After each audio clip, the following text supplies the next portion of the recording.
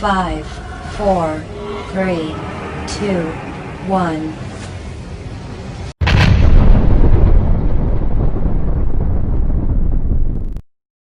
Gracias.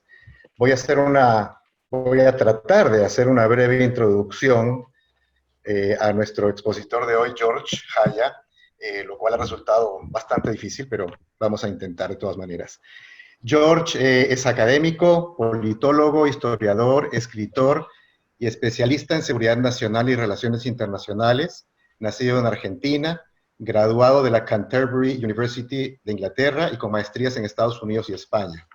Es diplomado en Seguridad y Prevención del Terrorismo y Políticas de Seguridad por The International Institute of Leadership en Kfar Saba, Israel. Domina con fluidez 4 idiomas, el español, el árabe, el inglés y el francés.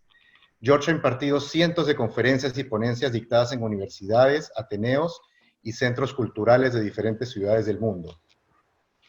Sus cientos de artículos sobre arabismo, dictaduras laicas y teocracias árabes han sido traducidos a 11 idiomas y es invitado frecuente a debatir sobre asuntos internacionales y políticas de seguridad relacionadas al terrorismo integrista en televisiones, universidades, fundaciones y grupos intelectuales en diversos países. Es conocido por sus columnas en periódicos internacionales y es entrevistado habitualmente por diversos medios de comunicación en lengua árabe. En la actualidad, George es consultado asiduamente y convocado en calidad de colaborador por diferentes programas internacionales de radio, por periódicos de Hispanoamérica y de Florida, Estados Unidos, así como por prestigiosas cadenas noticiosas europeas. Ha publicado cientos de artículos editoriales sobre cuestiones globales en materia de terrorismo, seguridad, narcoterrorismo y lavado de activos en diversos países de habla hispana, en América Latina y España. Sus conferencias sobre geopolítica y seguridad de América Latina suscitan alto interés y convocatoria de intelectuales, dirigentes comunitarios, profesionales, formadores de opinión, estudiantes y público en general. Es autor de varios libros de pensamiento, entre ellos destaca uno llamado La Yihad Global, el terrorismo del siglo XXI. George es profesor de posgrado en actualización sobre prevención global de lavados de activos y financiación del terrorismo en la Facultad de Derecho de la Universidad Nacional de Buenos Aires y de Seguridad Internacional y No Proliferación Nuclear en la Fundación NPS Global. George en sus intervenciones apunta hacia problemáticas en el campo de la seguridad y la política en Oriente Medio y Norte de África, y su impacto a nivel global en general y en América Latina en particular, con el fin de hacer proyecciones, evaluaciones y política comparada para prevenir sus implicancias sobre los distintos escenarios de América Latina y Argentina.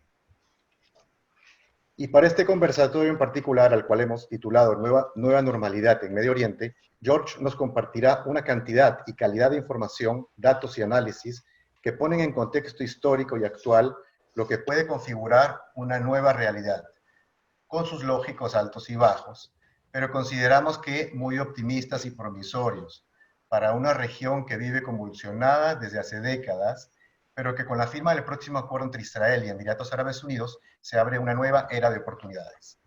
Entonces vamos a empezar con el primer bloque de temas, que es un contexto histórico básicamente de los últimos 30 años de la realidad de Medio Oriente, que abarca pues, los acuerdos de Oslo, la conformación de la Autoridad Nacional Palestina, el Tratado de Paz con Jordania, lógicamente el conflicto palestino-israelí, y un poco de el contexto de la región, bloques chiitas, bloques sunitas, países como Turquía, Qatar, etcétera, lo que fue un poquito la primavera árabe, y las relaciones de la región y de Israel con los gobiernos americanos, sobre todo los últimos dos de Obama y Trump. George, tienes el micrófono. Muchísimas gracias, Joseph. En principio, agradecerte a ti en calidad de directivo de la institución, agradecer a Naibri y en tu persona, por supuesto, a Adolfo, a todos aquellos que componen la directiva y la comisión, y también expresarte y expresarle a todos los que estamos compartiendo estos minutos mi alegría, porque he visto grandes amigos allí, y lo he visto a León, y a Brian, y hay otras personas que también, por supuesto, a una eximia académica que ustedes cuentan allí en Costa Rica, una gran compañera de un curso hace unos 10 años, que es la profesora Evelyn Ortiz, una persona de la que yo he aprendido mucho en un tiempo que nos tocó compartir juntos en Israel. Fíjate, 10 años atrás. Así que mi alegría de estar hoy con ustedes, mi agradecimiento de nuevo a la institución y mi afecto en principio y antes de comenzar para todo Costa Rica y para todos aquellos que se han dado reunión hoy aquí. Agradezco tu presentación tan generosa y bueno, acuciados por los tiempos, vamos a tratar de bajar los tips que sean más claros posibles y necesarios al temario, ceñirnos precisamente a ese temario que, más allá de que Medio Oriente es una región muy pequeña, es un pañuelo, y que muta constantemente y todos los días nos da un mapa y un escenario bien diferente, es muy fácil de comprenderla, si queremos comprenderla desde la objetividad de la geopolítica. Si viene la idea preñada de cuestiones ideológicas, bueno, se va a prestar al debate. Pero yo voy a hablar hoy básicamente como hombre de la comunicación, más que como académico, y voy a expresar hechos. ¿Sí? Vamos a hablar de hechos, después las preguntas podrán hacerlas sobre posiciones y demás, pero me voy a referir a los hechos por esta cosa sagrada de ellos y por lo que nos ha dejado a través de la historia, que nos ha permitido transportarnos y llegar a este presente, en el que tenemos, sí, ciertamente un escenario bien importante y vamos a tocarlo cuando sea el punto y el bloque correspondiente.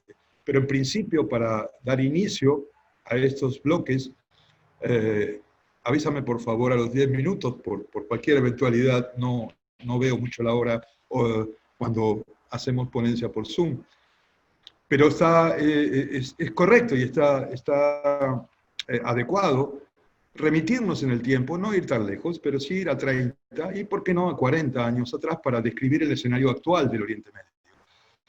Y no podemos hacerlo sin tratar sobre, o tocar por lo menos en su generalidad, más allá de las particularidades, el hecho por caso de la Conferencia de Madrid, de los acuerdos de Oslo, y un evento un poquito más atrás, hacia los años 80, que tuvo que ver con el advenimiento de la revolución islámica jomeinista en Irán, el regreso del imán Jomeini y la caída y la destitución de Shah Pahlavi, lo cual dibujó allí un primer mapa de conflicto, a lo que podíamos llamar un conflicto histórico que nos mostraba la historia a través del tiempo desde el año 48.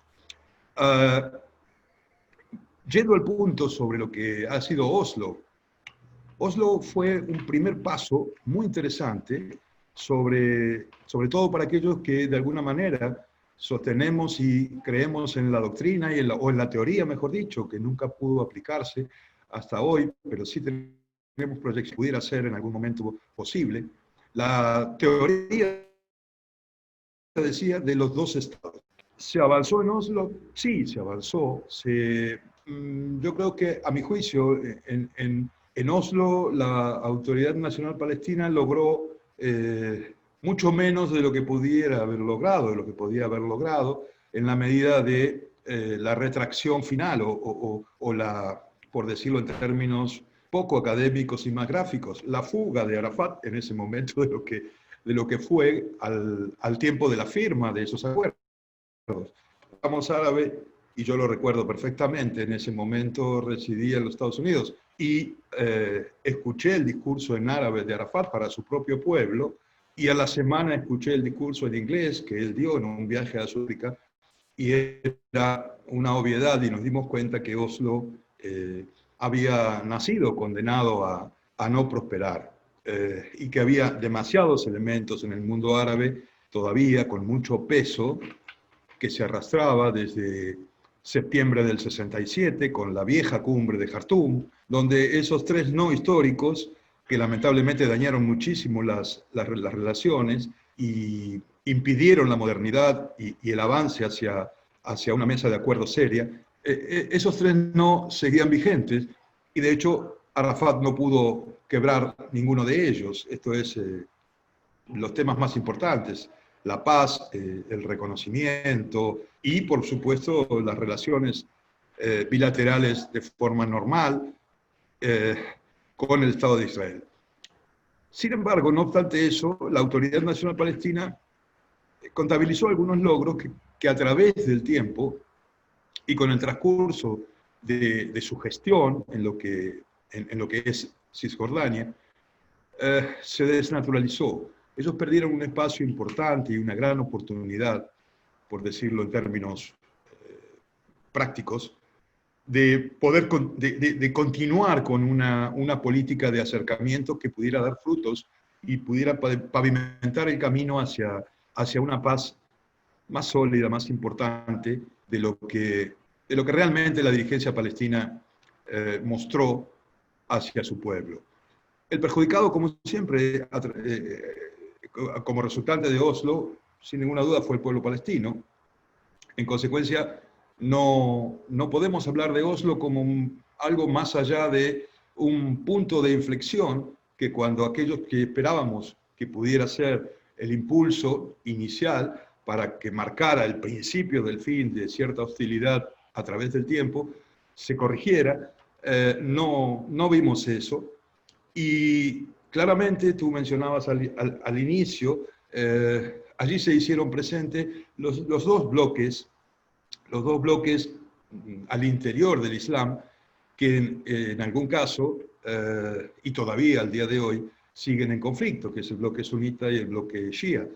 El impulso que dio al bloque chiita la revolución islámica en Irán produjo y generó ciertas políticas que conspiraron contra Oslo y contra cualquier intento de paz en lo que en ese momento podíamos seguir llamando todavía como conflicto árabe-israelí, más allá del conflicto intestino que significaba el conflicto palestino-israelí.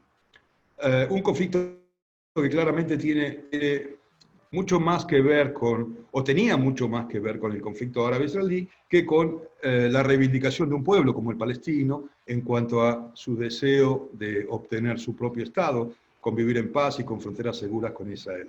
La exacerbación de ese escenario produjo un cambio importante, no solamente en las políticas regionales, sino que produjo otros eventos. Entre ellos también tuvimos algo positivo, que fue la paz, el segundo acuerdo de paz firmado por el Estado de Israel con Jordania, segundo país árabe. El reino hashemita se acercó y siguió los pasos de Egipto, con quien Israel había firmado por primera vez la paz. Y eso fue fortaleciendo de algún modo, más allá de que todos sabíamos que esto significaba una paz fría, pero era paz al fin.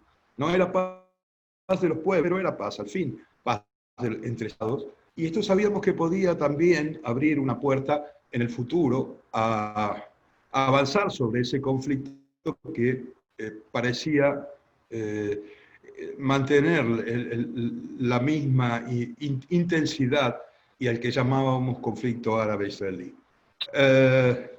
Todo esto estaba simbolizado en lo que era la causa palestina o los beneficios para el pueblo palestino. Había una suerte de corporación árabe cerrada a partir de directivas de la Liga Árabe. Ningún país árabe debía avanzar en relaciones con Israel para alcanzar algún acuerdo que pudiera poner en peligro las reivindicaciones de la causa palestina. Pero de este lado del Atlántico, muy pocas personas se preguntaban qué era realmente la causa palestina. Era Don la George, causa... para redondear un minutito, porfa. Me queda uno, por eso te pedí que me ayudes, gracias. Eso. Ok, en ese sentido, hasta ahí llegamos entonces. A ver, lo que encontramos como final es un avance muy grande del bloque iraní y sus estados o sus organizaciones satelitales, paraestatales, con la extensión de la política de la Revolución Islámica. Del otro lado, lo que encontramos es una suerte de tranquilidad en Egipto y Jordania y una Turquía que hoy vemos que como Qatar es muy pendular. Por ahí podemos dejarlo, yo quisiera redondearlo más, pero no nos dan los tiempos. De manera que lo dejo para preguntas al final, ¿ok? El que quiera, perfecto. Seguimos con eso. Vamos entonces a lo que me indiques con el segundo bloque. Correcto, lo que mencionabas del conflicto palestino-israelí que deviene del conflicto árabe-israelí para internalizar un poco lo que es el relacionamiento y la colaboración entre Israel y Autoridad Palestina e Israel y Hamas en Gaza, esfuerzos y realidades de negociaciones e intentos de llegar a una solución negociada.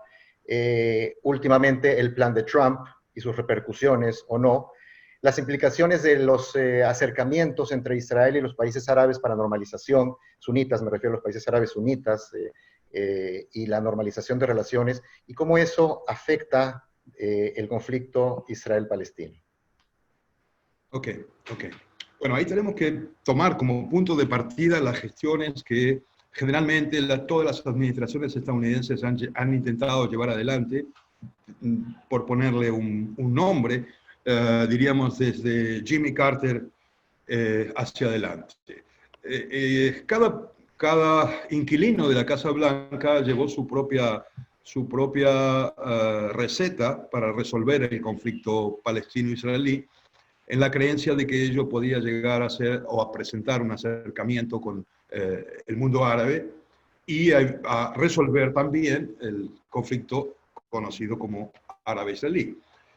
En realidad, todos fallaron en ese sentido, más allá de los acercamientos, más allá de Camp David, más allá de otras cumbres que pudieron llevarse adelante, y se agravó en los dos periodos del presidente Obama. El presidente Obama llevó la creencia de que él iba a resolver el problema con su discurso inaugural del año 2010 en la Universidad de Azahar, en Egipto, pretendiendo un acercamiento diferente al mundo árabe, con un discurso amigable, con una serie de promesas que definitivamente quedaron en un puñado de buenas voluntades, porque la realidad indicó que su fracaso fue tan rotundo como el de todos sus colegas que le precedieron.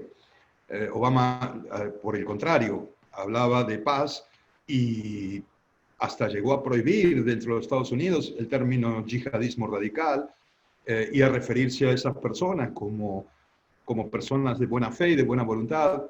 Hay que reconocer que él extendió su mano a ellos, pero mientras él hacía todo esto, esas personas y esas organizaciones terroristas continuaban leyendo Mein Kampf. Entonces era muy difícil poder acercarse con aquellos que esgrimen una ideología o llevan y portan una ideología maximalista que colocan fuera de todo diálogo posible un acuerdo o un acercamiento que pueda derivar en conversaciones de paz. En consecuencia, y a mi juicio, la gestión de Obama fue muy negativa para la región, fue negativa para el Oriente Medio.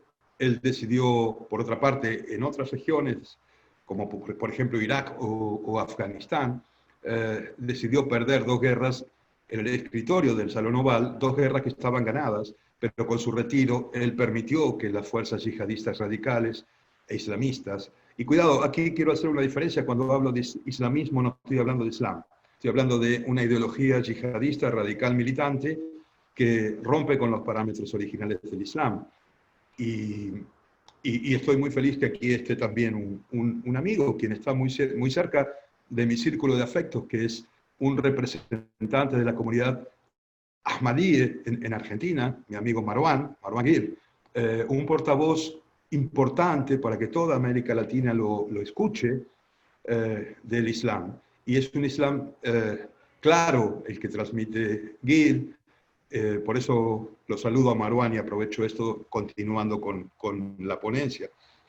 Pero el problema allí fue que, como decía, que el presidente Obama creyó que esta gente iba a acercarse a un diálogo para el que no estaba preparado y para el que su ideología yihadista no les permitía acercarse. En consecuencia, no hizo más que exacerbar ciertas cuestiones. La Autoridad Nacional Palestina no pudo con sus hermanos del Hamas en la franja de Gaza.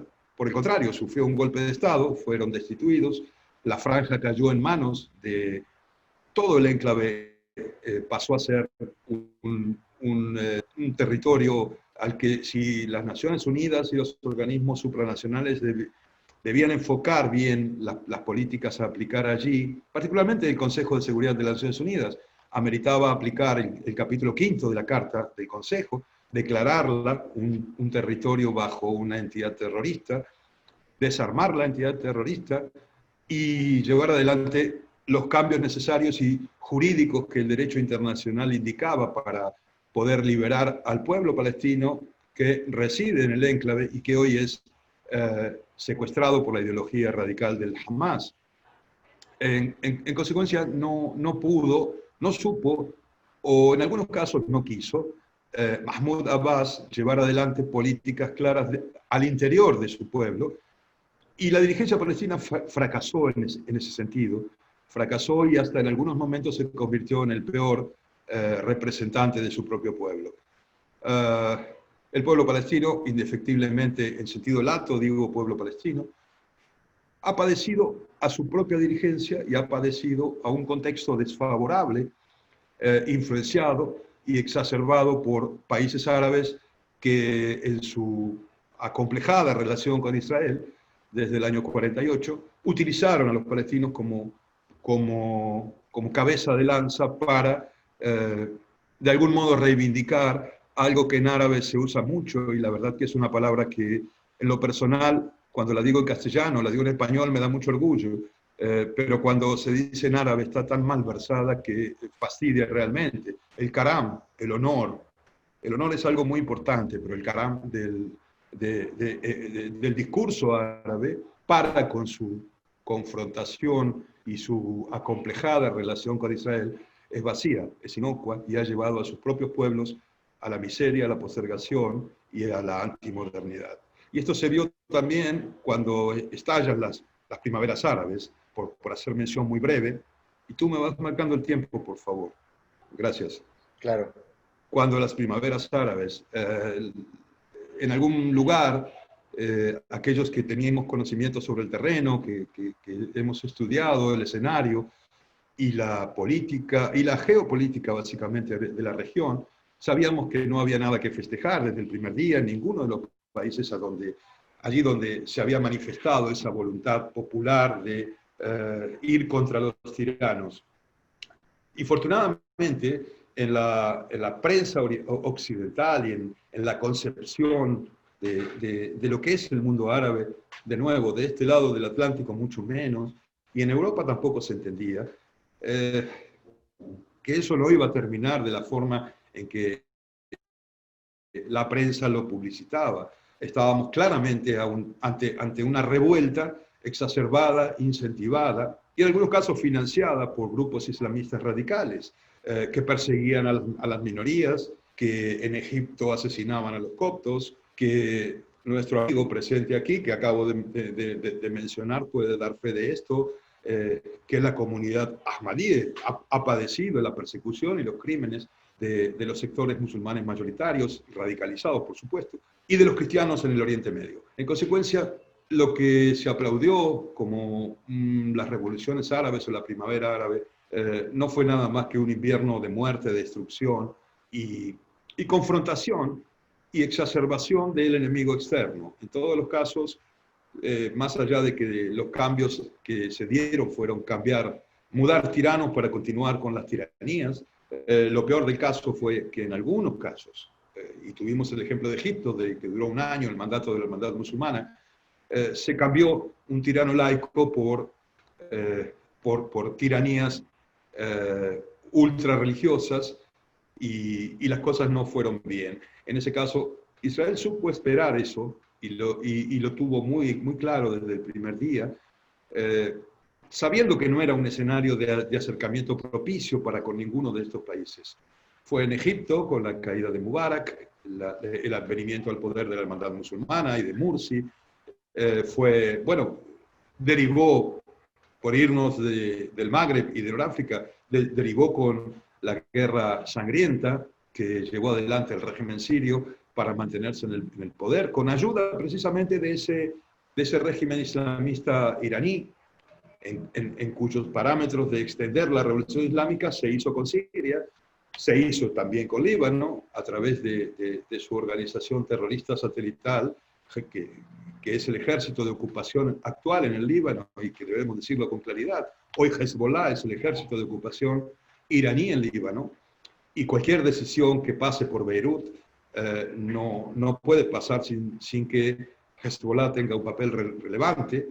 De hecho, los sucesivos gobiernos libaneses han sido, en su gran mayoría, marionetas del régimen sirio y del régimen iraní a través del tiempo. Pero en ese paso y en esa expansión de las políticas de la Revolución Islámica iraní, cayó Siria en su poder, cayó parte del Yemen en su poder. Hoy tenemos una guerra civil abierta con grupos hutis que son aliados y proxies al régimen de los jomeinistas, y también las milicias chiitas que operan en Irak, claramente en favor del régimen de Teherán.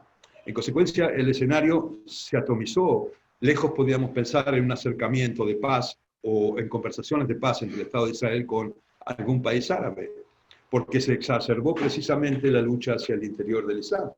Hecho este que de alguna manera lo produjo el régimen jomeinista de Teherán, que claramente hoy toma distancias y diferencias de los países sunitas del Golfo. Y llegando a esta situación actual, al nuevo escenario, al dibujo actual y estratégico del nuevo mapa del Oriente Medio, bueno, tenemos que ser más positivos en ese sentido. En principio, a mí me gustaría decir algo que no sé si lo hemos charlado o yo lo he escrito en uno de mis artículos anteriores en Infobae. Creo que hay que romper con el mito del conflicto árabe-israelí. Creo que no hay tal cosa a la que llamar hoy día conflicto árabe-israelí. Lo que sí hay, y claramente existe, es un conflicto entre un Estado legal reconocido por la comunidad internacional, reconocido por Naciones Unidas, por supuesto, que se llama Israel, y entidades paraestatales que han secuestrado a las instituciones democráticas de varios estados, por caso Líbano, Hezbollah ha hecho esto, o el Hamas en el enclave de Gaza, o las milicias iraníes asentadas en la frontera norte israelí, en el sur de Siria, muy cercanas al Golán, o los hutis en el Yemen. Todas estas entidades paraestatales lo que han hecho es mantener vivo un conflicto entre un Estado legal y grupos terroristas, pero en realidad no hay nada a lo que llamar hoy día conflicto árabe-israelí. ¿Por qué digo esto? Básicamente ya no amerita una definición de esa naturaleza con el tratado de paz que ha logrado el Estado de Israel con los Emiratos Árabes Unidos.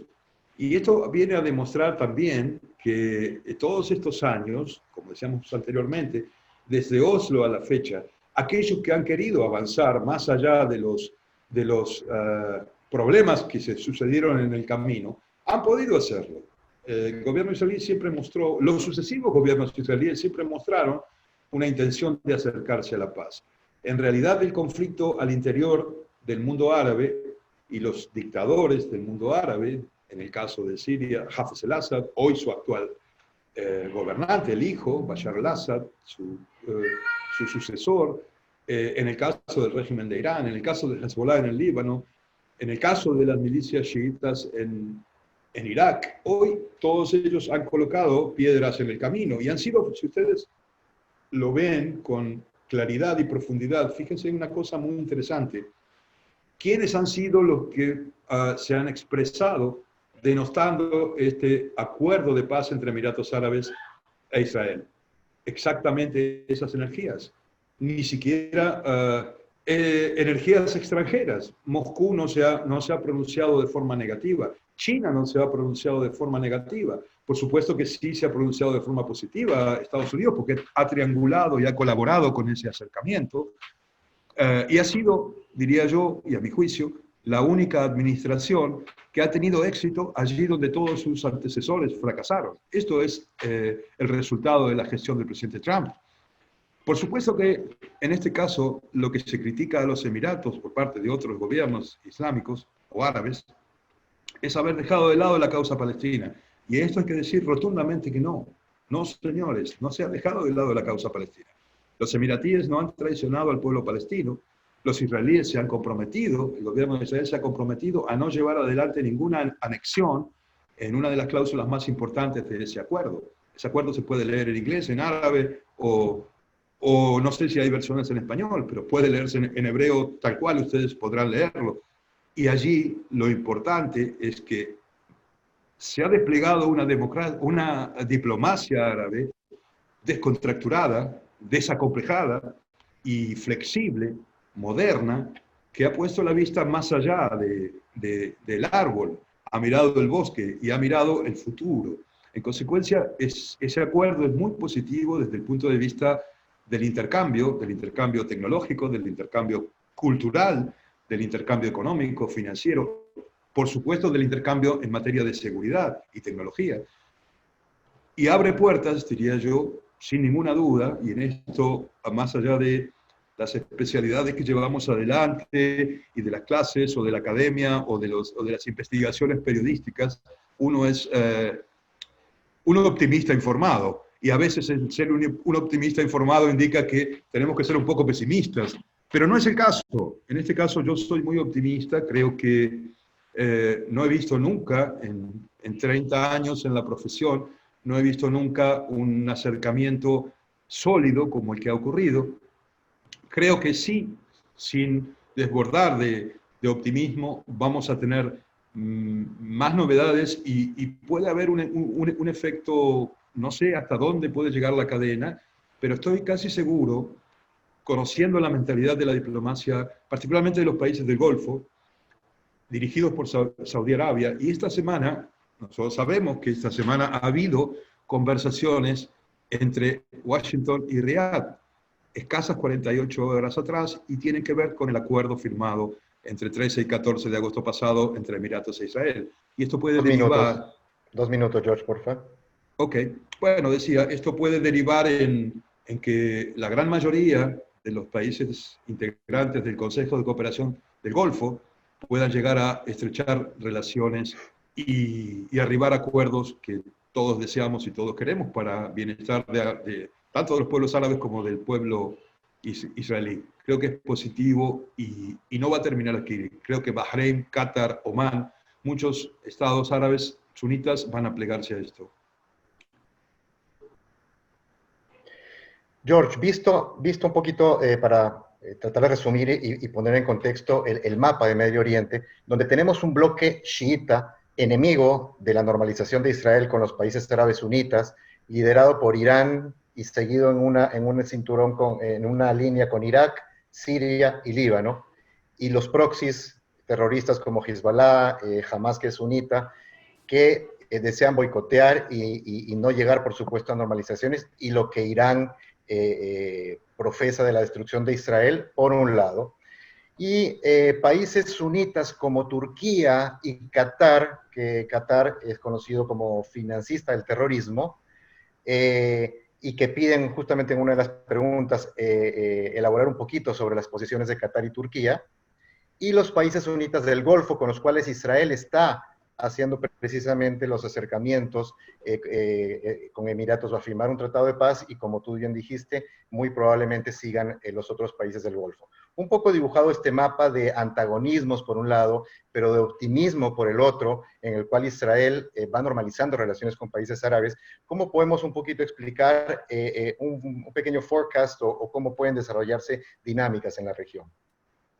Bueno, nombraste actores que pretenden relevancia, algunos son relevantes, infortunadamente desde lo negativo, y hay otros que pretenden adquirir relevancia, como por estos días, en las últimas horas, si uno analiza los discursos de Erdogan, el presidente turco, son discursos muy belicistas y son discursos que alejan posiciones,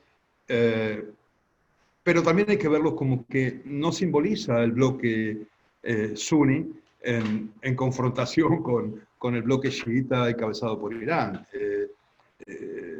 Erdogan, si me lo permites, y en términos también poco académicos, se considera el Führer de lo que quisiera ser Europa, pero no es Europa. Él sabe perfectamente que Turquía, más allá de lo territorial y geográfico, difícilmente puede ingresar en la Unión Europea, que ha sido el sueño de muchos. Él se ha apartado de la República Laica de Ataturk y ha sido uno de los errores más graves que ha cometido. Y él está dando un impulso importante y peligroso a aspectos militaristas en la región. Hoy tiene problemas con Grecia, hoy está avanzando sobre Libia, y esto no es bueno. Esto agrava situaciones que pudieran manejarse de otro modo. Pero Erdogan tiene un estilo muy particular y tal vez su estilo va de la mano con su destino. En consecuencia, habrá que esperar los movimientos de Turquía, y a mi juicio no esperaría con éxito ninguno de ellos. Su final puede llegar a ser complicado. También Gaddafi creía que era un predestinado, y las cosas sabemos cómo terminaron.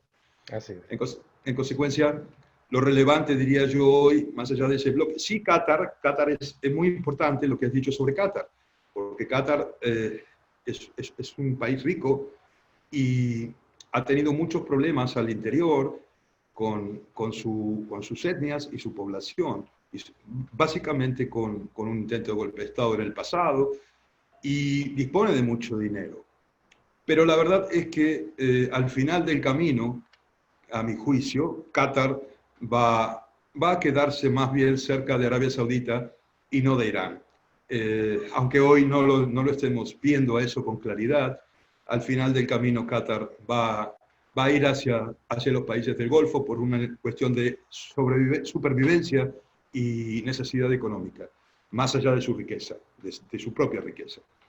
Por lo demás, lo que nos quedaría, Egipto está manejado hablo de países relevantes suníes, ¿no? En ese eje podemos poner a Egipto, pero Egipto no quiere ninguna relación con esta Turquía de Erdogan.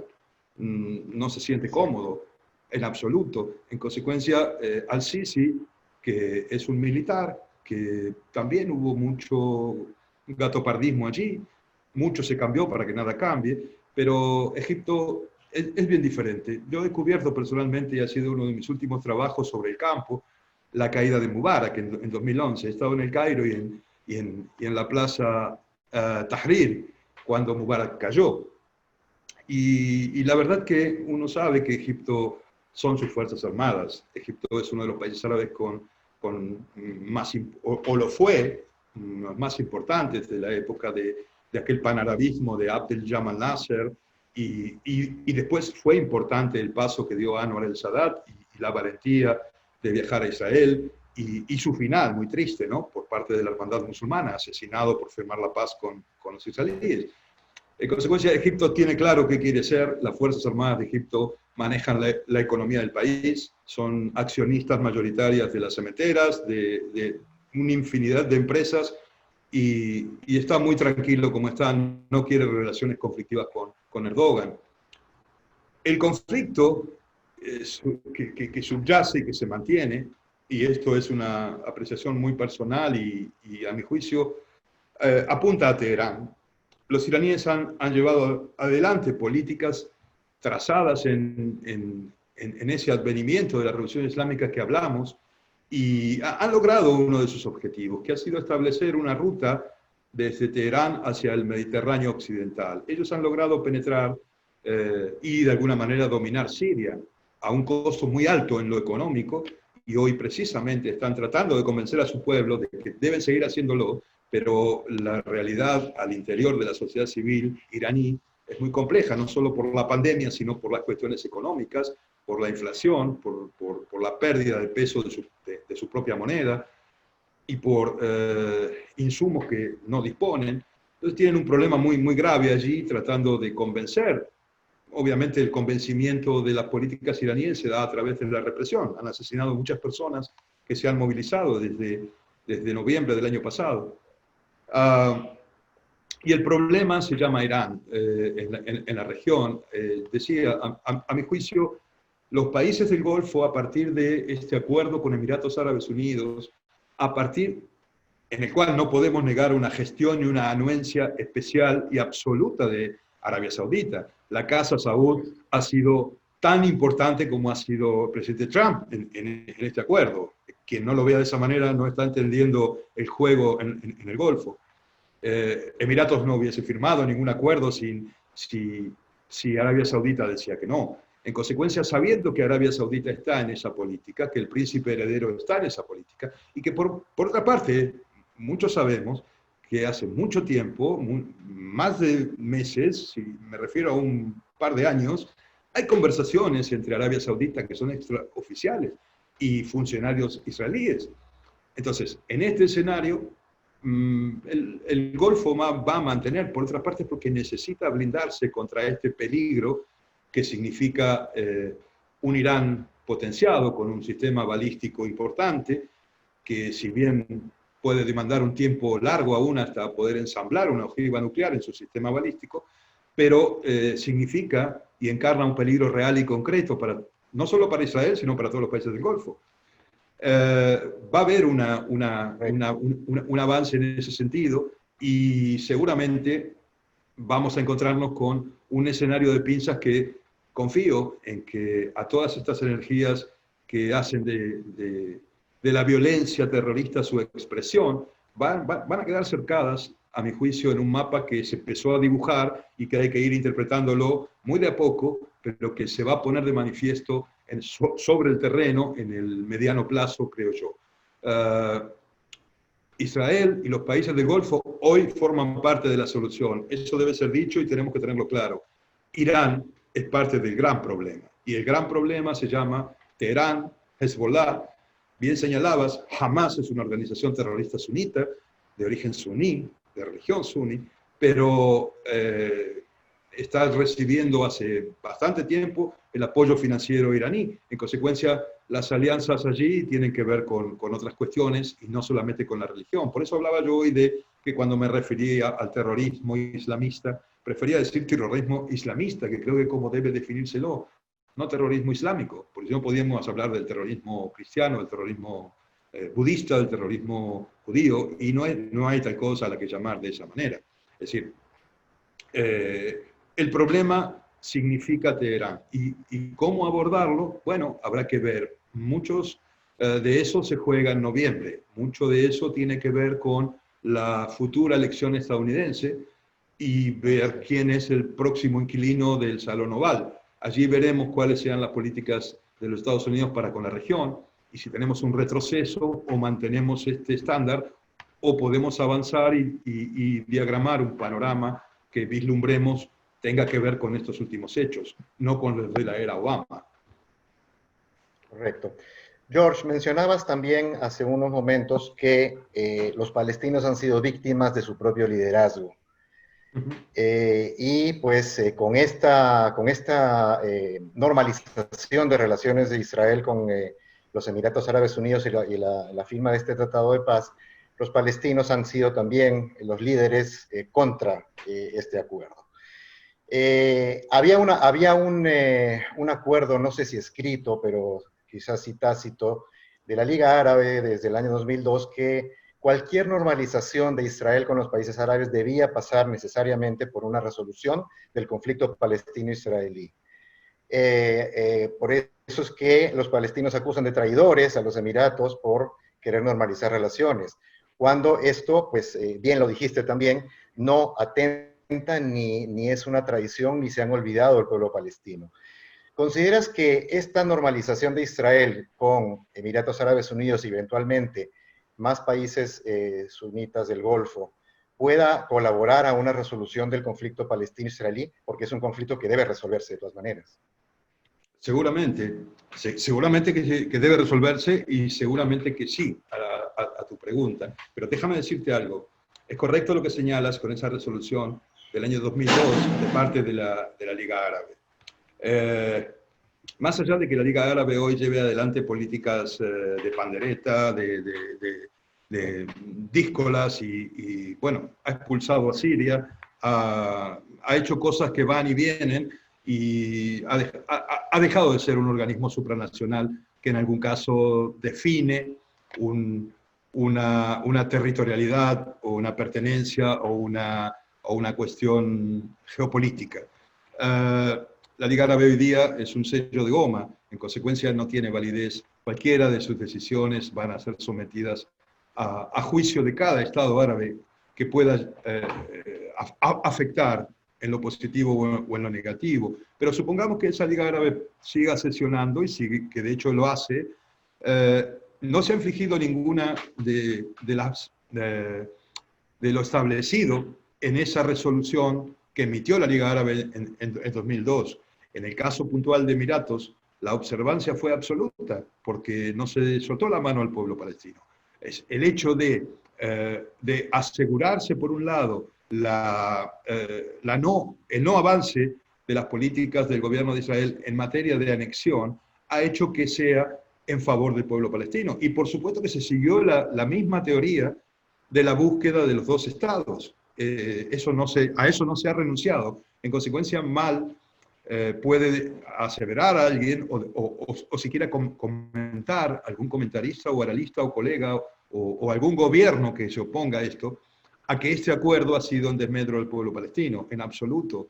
Este acuerdo ha tenido que ver con esa resolución emitida en 2002 por la Liga Árabe, no se ha apartado de sus 4 artículos fundamentales, y por otra parte, lo que ha hecho es preservar la territorialidad de los territorios en conflicto. Esto es, ha logrado un compromiso por parte del gobierno de Israel de no anexar más tierra. En consecuencia, ¿dónde está el daño para los palestinos? No existe.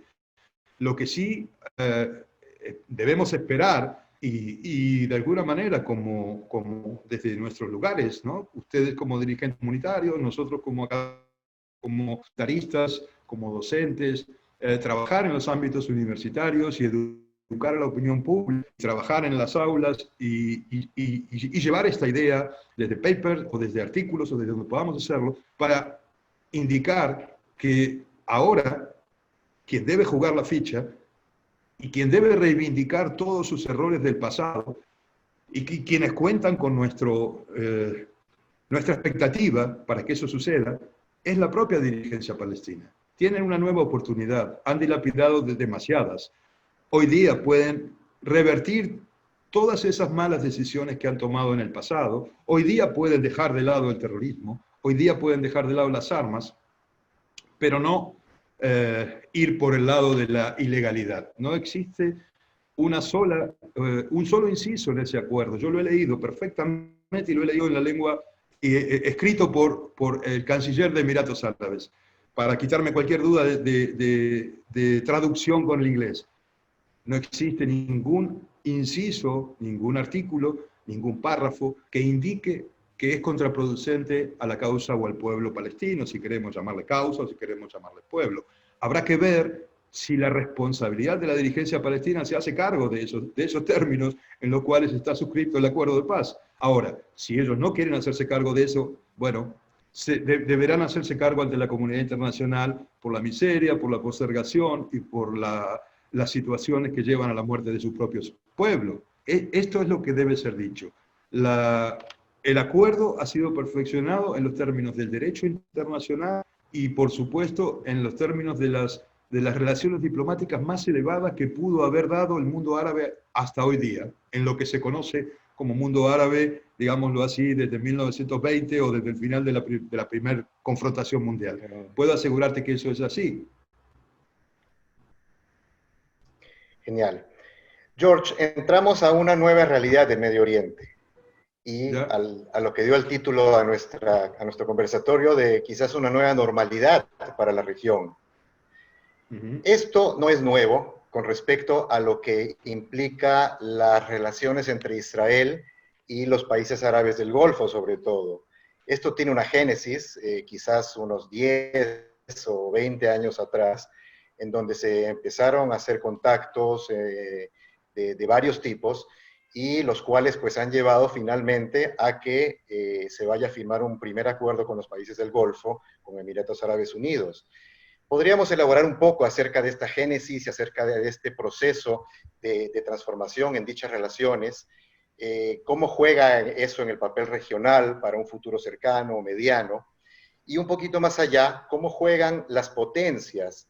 Estados Unidos, ya mencionaste el caso de que va a depender de las elecciones de noviembre, Rusia, China, la misma Turquía. ¿Cómo juega eso en un nuevo papel u ordenamiento estratégico de la región?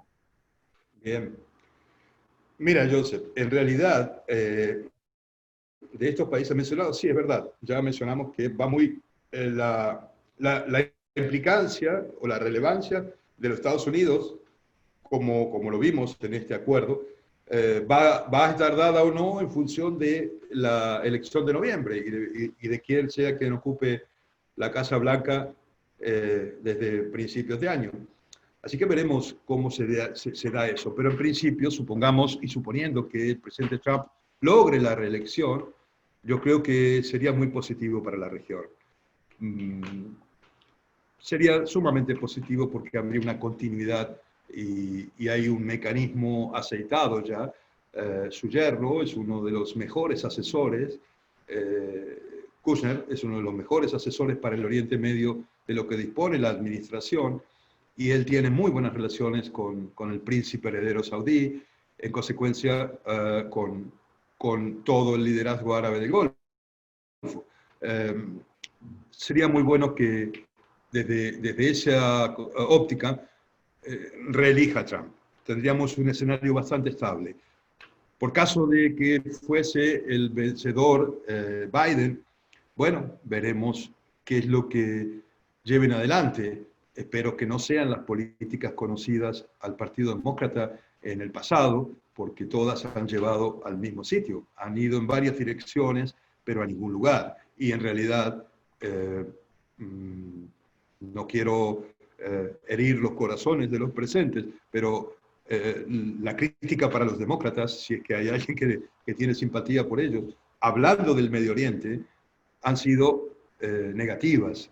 Como decía recién, han ido en varias direcciones buscando soluciones, nadie duda de eso, pero en tantas direcciones que no han ido a ningún sitio.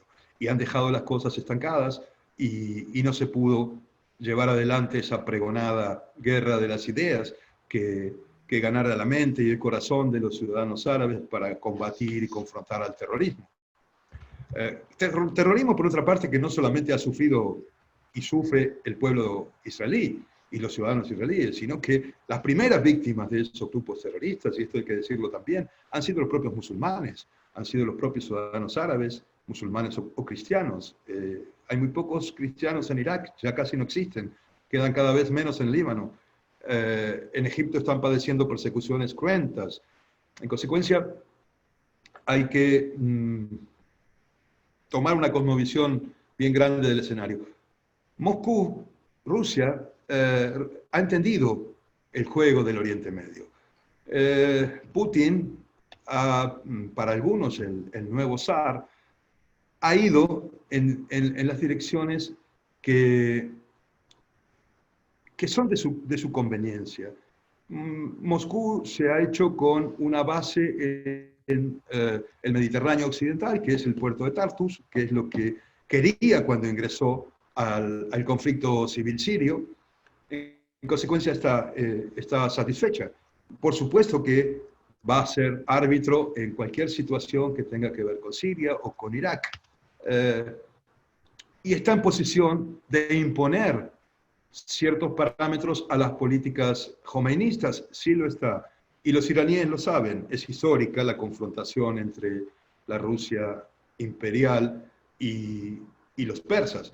En consecuencia, los iraníes, digamos que antes de mover ficha políticamente y estratégicamente en la región, necesitan la anuencia de Rusia.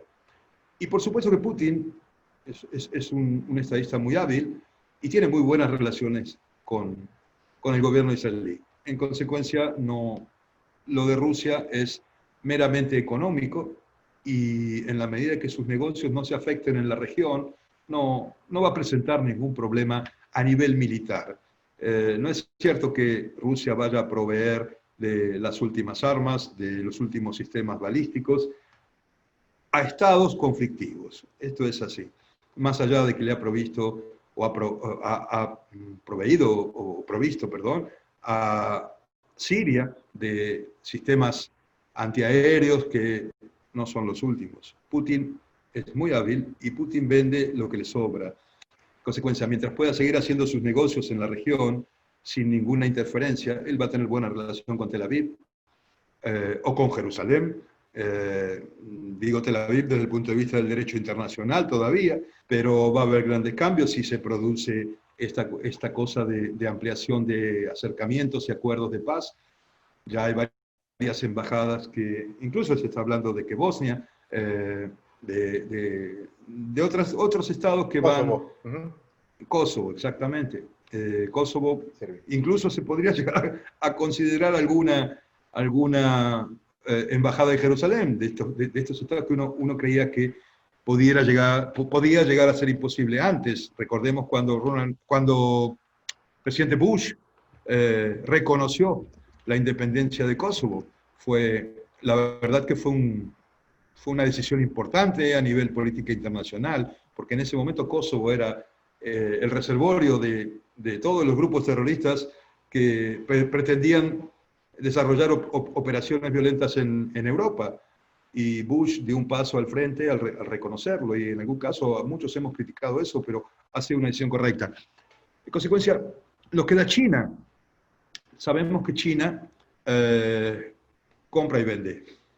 La guerra china, no, a pesar de sus millones de seres humanos y de sus ejércitos poderosos, desde el punto de vista cuantitativos y cualitativos, lo quiere confrontaciones militares. Lo que China ha llevado adelante es lo que está haciendo, bueno, hoy aquí lo estamos viendo en Argentina, y lo estamos viendo en Venezuela, infortunadamente, y en algunos lugares de Centroamérica, donde China ha avanzado económicamente. No hay un peligro militar chino, porque más allá de una confrontación que muchos colegas, de la cual muchos colegas hablan, a mí me parece que no pudiera darse porque tendría que librarla sola. Y China sola, a pesar de su tecnología, de su armamento y de sus miles y miles de soldados, no podría llevar adelante ninguna cuestión militar. En el apoyo sí, China pudiera comprometerse en algún momento, porque sus políticas tienen que ver también, un poco como Rusia, con el aspecto económico, y sabemos que hay relaciones entre China y una de las dictaduras no teocráticas más denostables del mundo, que es la de Corea del Norte. Bueno, hay una relación china allí que la política internacional, las relaciones diplomáticas, y sea el próximo gobierno Trump o sea Biden, deberán encargarse de cortar esos lazos, y habrá que darle a China el lugar en el mundo desde el punto de vista comercial que China requiere. Los movimientos chinos son, como diríamos en términos policiales o delincuenciales, si tú quieres, son de mafiosos, son de ir a por algo, y cuando van a por algo, ellos lo que hacen es presión, y en la presión hay amenaza. Y si hay devolución económica a sus negocios, a China hay que darle su sitio, pero mantenerlo en su sitio y marcar un escenario en el cual van a estar, pero del cual no deben moverse. No veo yo un conflicto chino o una injerencia como una energía importante, más allá de ser un jugador relevante en Naciones Unidas y también en la región. No veo una injerencia negativa de China en lo que podemos denominar una nueva normalidad en Medio Oriente, un nuevo escenario o un nuevo mapa geopolítico. Creo que, como siempre, el problema radica, vuelvo sobre lo mismo, radica en Teherán, en un régimen que ha demostrado claramente que no tiene ningún interés en el diálogo, que es portador de una ideología maximalista, que impone lo suyo a su manera. Y así ha logrado esta salida, como hablamos antes, ¿no? No quiero repetirme, pero así ha logrado esta media luna importante de salida al Mediterráneo Oriental, a través de Siria, Líbano, y siempre va a ser una fuerza hostil y una energía hostil contra el Estado de Israel, más allá de la ampliación en número de los estados del Golfo que lleven adelante acuerdos de paz con el Estado judío. Ahora, fíjate, y esto es lo que debemos considerar, lo relevante, las críticas más fuertes vienen de Teherán y de sus grupos ideológicamente satelitales en el ejercicio del terrorismo, Hezbollah, Hamas, los Houthis, grupos sirios y grupos de militantes chiitas en Irak. ¿Y por qué pasa eso? Porque también ellos temen a este acuerdo. Este acuerdo lleva mucho más allá de lo que hablamos, de lo cultural, de lo tecnológico, de lo financiero, entre los pueblos emiratíes e israelíes, lleva mucho de seguridad. Y en la medida que Israel se asocie con los estados del Golfo, la tecnología, la seguridad militar y el dinero de los países productores del Golfo puede complicar muchísimo, muchísimo al régimen de los mulá. En consecuencia, ellos temen a eso, por eso las críticas desmesuradas y por eso las palabras muy, muy alejadas de lo que son las declaraciones diplomáticas de los últimos días. Hay una pregunta aquí, siguiendo un poco este tema, este es el primer acuerdo que no es paz por tierra, sino paz por paz. Y debemos agregar que es el primer acuerdo que implica una asociación económica. ¿Es de esperar que otros países se sumen con esta lógica o van a insistir en las fronteras del 67, abordando el tema del conflicto israelí-palestino, ¿no? A ver, mira, yo debo ser muy sincero con el auditorio y contigo y con la institución y con quienes están escuchando en este momento. Creo que lo peor que pudo llevarse adelante, así, también con mucha influencia estadounidense en su tiempo, ha sido buscar tierras por paz. Esa teoría no condujo a nada y está visto en los últimos años, que también, si tú quieres, un ejemplo muy puntual, muy pequeño pero puntual. 2004-2005, Ariel Sharon decide retirarse unilateralmente de Gaza. ¿Qué fue Gaza luego? Lo que conocemos hoy del enclave es un enclave terrorista. A ver, Tierras por Paz no ha funcionado, con todo mi respeto por un gran estadista y un gran político como fue Rabin, pero el mundo, luego de la muerte de Rabin, luego del 95, 96 y del 2000 en adelante, en este tipo de acuerdos interpretó que no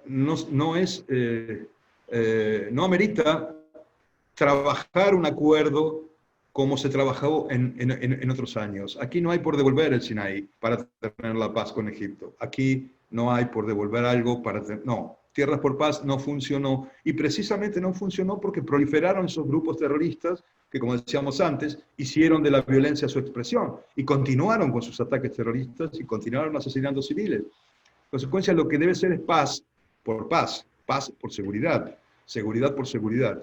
El tema de la frontera del 67 va a seguir hablándolo la Liga Árabe, pero los grandes jugadores de los países del Golfo ya no lo están hablando. Y el ejemplo palmario de esto es que cuando deben hablar de algo parecido o cercano, hablan de la seguridad del pueblo palestino y de la no traición del mundo árabe a la causa palestina y de la preservación de la teoría de los dos estados. Entonces, después tendremos otro tema. Veremos con los tratados de paz firmados, como a mi juicio creo, que van a ser 3 o 4 en breve, después discutirán los palestinos y los israelíes de forma bilateral, como siempre debieron hacerlo, qué pasará con Jerusalén Este, con Jerusalén Oeste. Y finalmente creo que no va a haber una modificación sustancial en cuanto al estatus y todas esas teorías, incluso esas teorías trasnochadas, y perdón por eso, soy un cristiano laico, trasnochadas del Vaticano, cuando el Vaticano pretendía una Jerusalén de la humanidad y patrimonio y de las 3 religiones. Me parece que hay sobradas y pruebas más que fehacientes y palmares para que Jerusalén se la considere como la capital indivisible del Estado judío. Después, bueno, se dan ciertas cuestiones, pero hoy el paz por paz ha quedado perimido, ya no va a seguir adelante. Lo que sí va a seguir va a ser paz por paz, seguridad por seguridad, paz y negocios financieros, y eso es lo que el Golfo está dispuesto a dar. Por supuesto que siempre va a decir que va a defender y va a preservar los intereses palestinos, buscando lo que está bien, los dos estados, la teoría de los dos estados. George, acá me hacen otra pregunta, ¿qué papel crees que va a jugar las Naciones Unidas en toda esta nueva dinámica y cómo el comité director, ahora que se viene esta nueva normalidad, va a tomar decisiones, visto que las votaciones en bloque, sobre todo el mundo árabe contra Israel, han sido pues algo legendario, y a raíz de esta nueva normalidad, ¿cómo perfilas la dinámica de toma de decisiones en la ONU? Bueno, yo te voy a decir como académico y como profesor, trato de ser muy respetuoso de las instituciones. Pero en el caso de Naciones Unidas, va a seguir legislando para un planeta diferente al del planeta Tierra. Ellos viven en otra realidad, en consecuencia, sin faltar el respeto, ha perdido el sentido y ha sido malversado, no solamente el Consejo de Seguridad como su órgano más importante, sino diferentes ámbitos, y la Asamblea, bueno, nunca fue vinculante, cualquiera sea las resoluciones que pudiera emitir la Asamblea de Naciones Unidas. Pero aún las resoluciones vinculantes con los países que disponen de poder de veto, va a seguir legislando y votando en función de los errores que no han corregido. Es realmente un agravio al intelecto que países como dictaduras árabes que han violado sistemáticamente los derechos humanos, los encuentres en algunas áreas, como por ejemplo los derechos de la mujer, o los derechos del niño, o áreas de derechos humanos. Bueno, estas cosas van a caer per se. Yo creo que el avance de aquella parte del mundo hacia un frente unido, hacia acuerdos que trasunten voluntades bien diferentes de marchar juntos hacia la modernidad, va a hacer que Naciones Unidas se ayorne y siga esa corriente, siga esa idea, ese ideario, o que se convierta en lo que su antecesora Liga de las Naciones en su tiempo fue y naufragó. Yo creo que Naciones Unidas debe ayornarse, debe hacia el interior, debe mirar muchas de sus cosas y dejar de funcionar como una oficina subsidiada por países árabes a veces ricos que han puesto dinero para comprar bancas. Sí, es muy poco académico lo que te digo, pero esta es la realidad en la que vivimos por los últimos 20 años. Quien diga que no es así, está faltando a la verdad. Es correcto. George, ya para ir terminando, quisiera hacerte una última pregunta en un ámbito muy optimista y positivo, en cuanto a el intercambio y los aportes que puede dar Israel a los países árabes y viceversa. ¿Qué intercambios, en qué campos, en qué aspectos pueden ser positivos para consolidar realmente unas relaciones que puedan ser de buena convivencia y duraderas?